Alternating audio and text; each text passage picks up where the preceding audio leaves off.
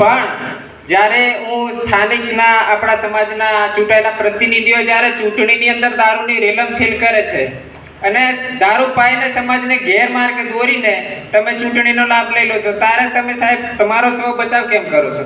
જ્યારે જો તમારે સમાજને જ સુધારવું હોય તો તમારે ચૂંટણીની અંદર તમારે દારૂ પર પ્રતિબંધ મૂકવો જોઈએ. આના માટે તમે બાંયધરી કેમ નથી આપતા? મારો સીધો સવાલ છે કે આપણે સૌ એ સમાજને સુધારવા માટે આવ્યા છે. તો સાહેબ અહીંયાથી ઉપસ્થિત મંચ પરથી એકેય ચૂંટાયેલા પ્રતિનિધિ એવું નથી કીધું અમે બાંહેધરી આપીએ છીએ કે અમે ચૂંટણીની અંદર ઉભા રહીશું તો અમે દારૂનું વિતરણ નહીં કરીએ. કેમ સાહેબ, ચૂંટણીની અંદર દારૂનું વિતરણ થશે તો સમાજ નહીં પકડે?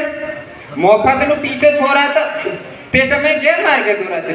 જ્યારે ડીજેની વાત આવી, હું ડીજેનો વિરોધ નથી કરતો, સમાજે જે નિર્ણય કર્યો એ સ્વાભાવિક છે, બરોબર છે.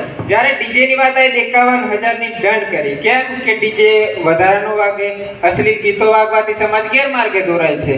તો સાહેબ ચૂંટણીની અંદર દારૂ પાવામાં આવશે તો સમાજ ગેરમાર્ગે ન દોરાય.